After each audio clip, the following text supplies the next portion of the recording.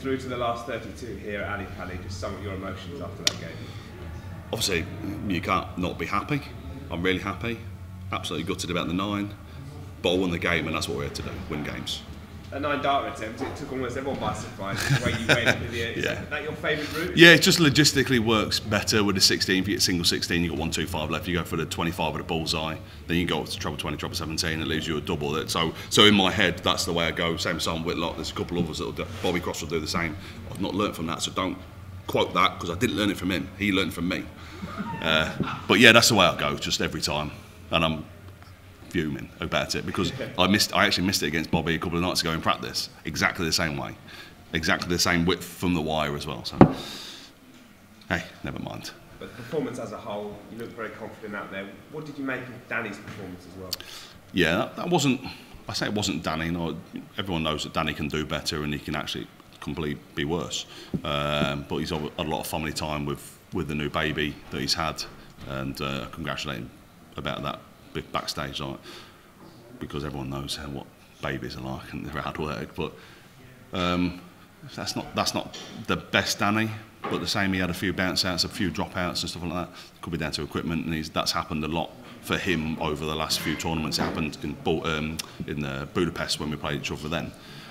So maybe he needs to look at that a little bit. But great guy, great player. Appreciated what he said on stage about how we played, and you know, even he was gutted about me missing the 9 darter, but you know, best of luck to him in the Pro Tours when we see each other.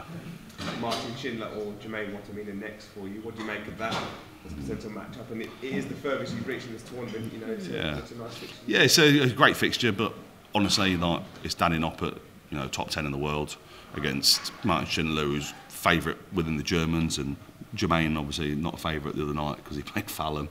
But it's the same game as it is tonight. I've still got to bring out my good game, bring out them maximums, bring out the checkout percentage that I did tonight, because 50% is going to win you most games. If you can hit a 50% checkout over 4 or 5 sets, best of 7 now sets in it, which I'm looking forward to that, of course I am. But if you can bring a 50% checkout rate, then you're probably going to win most games. So I'm really looking forward to either of them. Well, you're going home happy for Christmas now. What Hell are you yeah. going to do over the break, and how you can prepare for that next week? Exactly the same as I would do every Christmas. I'll go home. I'm head chef in the household. I've got family members coming over and stuff like that. So it'll just be a normal Christmas. It'll be Boxing Day and the 27th. That's a bit different. It's my daughter's birthday on the 27th, so I'm probably not going to be able to see her on that day. I don't know the schedule. I don't know how it's laid out. So regardless of that, you know, it's work, isn't it? I've got, and she's only 3, so she ain't got a clue, is she? no chance of family joining you down here? My wife's here. My wife's here. She turns up. She's one of my biggest fans. I've got a few in the crowd by the sounds of it as well. But yeah, she'll probably be here as well, supporting me. Cheeky Nando's the night before, because that seems to be working. Last 2 games I've had Nando's the night before, and obviously there are other chicken restaurants available. But yeah, I'm just going to enjoy over the 3 or 4 days off, mate. Thank you. Cheers. Scott, congratulations. Thanks, After Phil. a lacklustre season for your standards, it's just the recipe that you need. Yeah, man. It's been a weird year, and like I've told you before on the podcast, and I told everyone else, it's all about game time, and I've had nowhere near as much game time as I did last year with everything. You know, everything I've played last year and how well I did, and I didn't need to practice.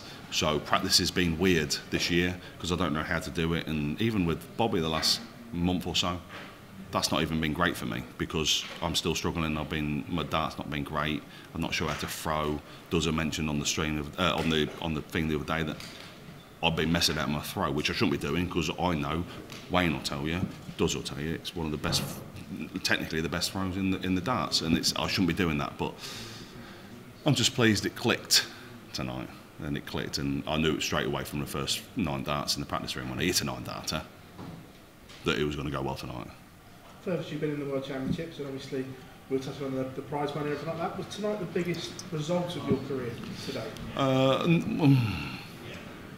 I mean, it's always nice to win on a stage against when there's people cheering for you and stuff like that. But I think I've had bigger games. You know, winning a Pro Tour, that's beating Nathan in the final of the Pro Tour. That's probably my biggest game, just because of the fact that it actually gave me a title. Whereas this is just give me an extra couple of quid in the bank. But it's one of my most enjoyable games, that's for sure. 39 in the world as we speak. Oh, stop it. On that top You make me blush. And you were worried about that 64, now you're closer to the holy grail of the 32. Yeah, and it's been, even with the mediocre year, it's not even been, even the first 7 or 8 months, it's not been great, but the last 2, 3, 4 months, we'll take minor out of this, by the way, both times. I've just been playing, I just feel good on the stage. I handle myself well on the stage. I enjoy the stage. I try not to give it too big, but at the same time, you have to enjoy yourself. If you don't enjoy yourself, then what's your bleeding point of being there? I love it. I love it. Cheers, buddy. Scott, it seemed like you weren't under too much pressure on there. You were taking out the big shots at the big moments. Was it like that up there for you? I was under some pressure. I mean, especially for the first set and a half. Danny had chances. He missed doubles. He missed, double 8, double top, double 10, whatever. I didn't really take much. If you're watching me, I'm not watching anyway, so I'd have no idea what he's missing. He could have 67 and miss double 3 for all I know. But pardon me, it's one of the things where you just have to get on with it and do your bit of the board and not worry about what they're doing. Going on to post-Christmas, any sort of expectation for the post-Christmas darts? Or? A win again. Simple as that. I'll go to win again. I'm not here to take part. I wouldn't say my A game's good enough to win this whole competition, and I know it is. But at the same time, I'm realistic. There's people that are unbelievable, and if I don't turn up, they probably will. So I'm here to go take every game one at a time. Cliche as hell, but I'm here to take one game at a time. We'll wait. I say that I will watch Martin against Jermaine when it's on tomorrow. I assume it's tomorrow. Is it tomorrow? Yeah, we'll say tomorrow anyway. We'll assume it's tomorrow, and I'll take every game. I'll watch it, and regardless of how good they are, I know how bad they can be also. So I'm not really bothered. I'll just go and enjoy myself when I'm on next bit. Yeah. You say your A game wins this tournament. What game have we seen so far from you, do you think? The same as most of my grades at school, like a D or something like that. No, but that's my B game. My B to B plus game is a 94. I'm happy with a 94. You'll win a lot of games on the tour with a 94, especially in set play as well. Set play's tough because you can average 77 in the first set, like Bobby did, and then all of a sudden the last set you can average 95. So it's one of the things where you can all of a sudden the shift can change, and it's one of the things. But we'll take it set game by game, leg by leg, dart by dart. Cheers, Josh.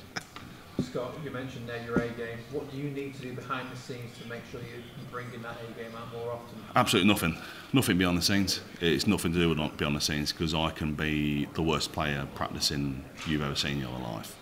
But as soon as I get up on that stage and I'm in front of people and I've got to perform, that's when I turn it on. And my throw's weird because I practice behind stage. I don't throw the same behind the scenes that I do on stage. Obviously, I'm when it comes to being on stage, my body's more forward, my arms, straighter, and we're practicing.